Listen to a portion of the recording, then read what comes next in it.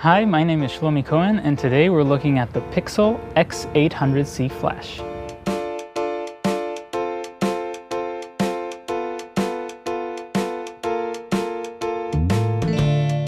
Alright, so this is a brand new flash from the company called Pixel. They have a lot of photography related products and they already have a few flashes on the market, but today they have a new flash called X800C. The C stands for Canon, not for Nikon yet, but I am sure there will be a version soon for Nikon. This flash supports TTL, supports high-speed sync, and it also has a built-in radio trigger, and it could also be a master and also can be a slave. This means you can put this camera on your flash and control other flashes around the room without having to have eyesight between the flashes. It's powered by 4 AA batteries and they could be rechargeable too. This flash head zooms to 200 millimeters. It means it could give you a very narrow beam of light. It has a guide number of 60. That means it's also very strong. It has the same head of the Canon 600, but a smaller body. This means that it's slightly more portable, and that's very nice. And of course, you get this wide panel and a bounce card. Pixel have their own interface, and it's actually very intuitive. On the left side of the interface, they have all of the remote functions, and on the right side, they have all of the custom functions. When you want to adjust the power of the flash, you just press the plus and minus button, and you can control it with the dial right here. When you want to confirm, you just press OK. And it also has a very quick recycle time. Basically, they state that they have 2.5 seconds of recycle time when the batteries are fresh. That's a very good specification on this flash. Let's look at the ports. The ports, you have an external battery port for connecting more power when you're using it outside and when you need more juice.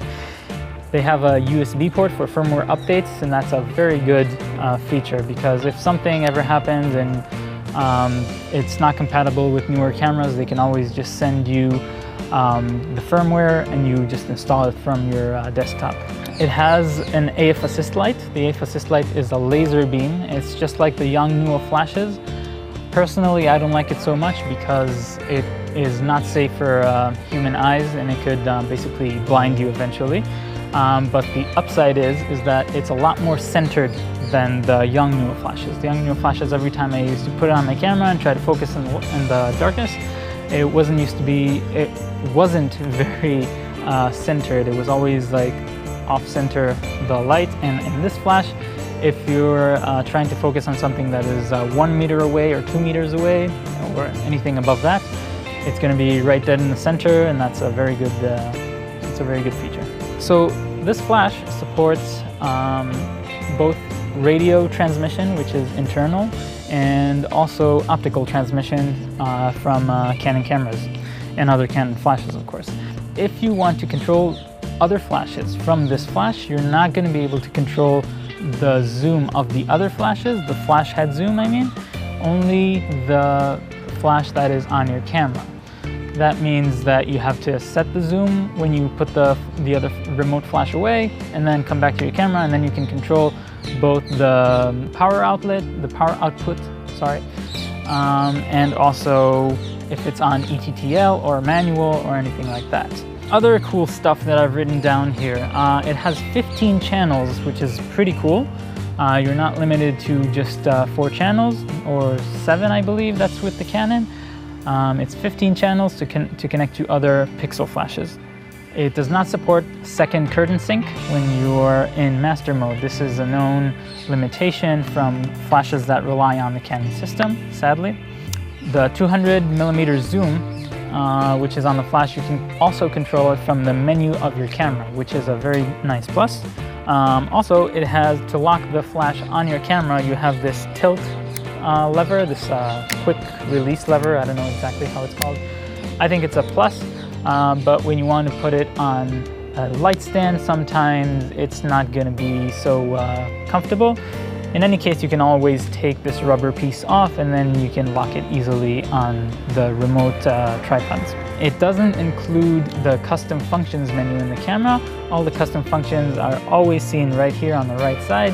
and they're always visible and ready to control. What you can control here is basically how much the display light is going to be turned on. You can control if it beeps, you can control if the AF assist light is going to illuminate or not, and how quickly this flash is going to go to sleep when you're not using it. It also has a battery level, so you know how long your batteries are gonna last.